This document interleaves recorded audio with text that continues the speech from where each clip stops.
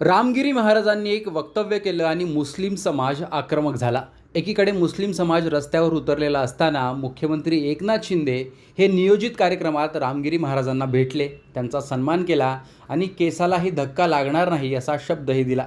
रामगिरी महाराजांचा मंच म्हटलं की तिथे नेते, उद्योगपती, वारकरी संप्रदायातील लोक आणि लाखो भाविक भक्त असा कार्यक्रम असतो। अखंड हरिनाम सप्ताहात बोलताना रामगिरी महाराजांनी मुस्लिम धर्माचे प्रेषित मोहम्मद पैगंबर यांच्याबाबत आक्षेपार्ह विधान केलं।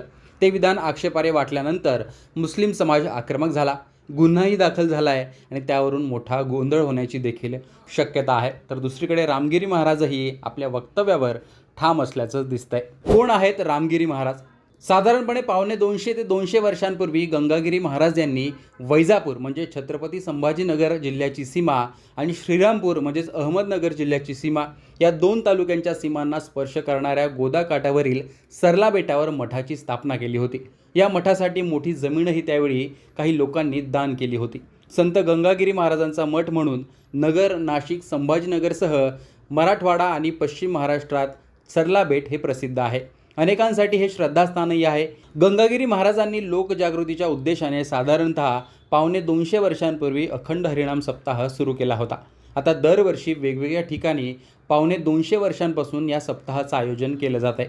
लाखो लोक या सप्ताहात उपस्थित असतात। गंगागिरी महाराज यांचं निधन झाल्यानंतर सरला बेट या मठाची आणि कीर्तनाची परंपरा त्यांच्या शिष्यांनी पुढे सुरू ठेवली। त्याच मठाचे सध्या रामगिरी महाराज हे मठाधिपती आहेत। साधारणपणे 15 वर्षांपासून रामगिरी महाराज सरला बेटचे मठाधिपती म्हणून कामकाज पाहत आहेत। मोठा धार्मिक उत्सव आणि 7 दिवस अगदी नियोजनबद्ध पद्धतीने होणारे अन्नदान अशी ओळख असलेल्या या सप्ताहाची दखल गिनीज बुक ऑफ वर्ल्ड रेकॉर्डमध्येही घेण्यात आलेली आहे। त्यांनी सुरू केलेली ही परंपरा महाराष्ट्राच्या कानाकोपऱ्यात आजही अखंडपणे सुरू आहे। रामगिरी महाराजांच्या कार्यकाळात सरला बेट मोठ्या प्रमाणावर विकसित झालं आणि त्याचा प्रचार प्रसारही झाला। त्यामुळे सरला बेट या ठिकाणी येणाऱ्या भाविकांसह पर्यटकांच्या संख्येतही मोठी वाढ झाली आहे। रामगिरी महाराजांनी पैगंबरांबद्दल केलेलं वक्तव्य हे याच अखंड हरिनाम सप्ताहात केलं। या वर्षीचा सप्ताह नाशिक जिल्ह्यातल्या सिन्नर तालुक्यातील पंचाळे गावात सुरू आहे। तिथला हा व्हिडिओ सोशल मीडियावर व्हायरल झाल्यानंतर मुस्लिम समाज आक्रमक झाला आहे। आता यात गुन्हा दाखल झाल्याने आणि समाजात तीव्र भावना असल्यामुळे पुढे काही कारवाई होते का ते पाहणं महत्त्वाचं असणार आहे। बांगलादेशात होत असलेल्या हिंदूंच्या बाबतीत अन्यायावर बोलताना आपण हे वक्तव्य केलं। तिथे घडलेल्या प्रकारानंतर हिंदूंनी संघटित होणं आवश्यक आहे, त्यामुळेच आपण असं बोललो असं सांगत आपल्या वक्तव्यावर रामगिरी महाराजही ठाम असल्याचं दिसून येतं।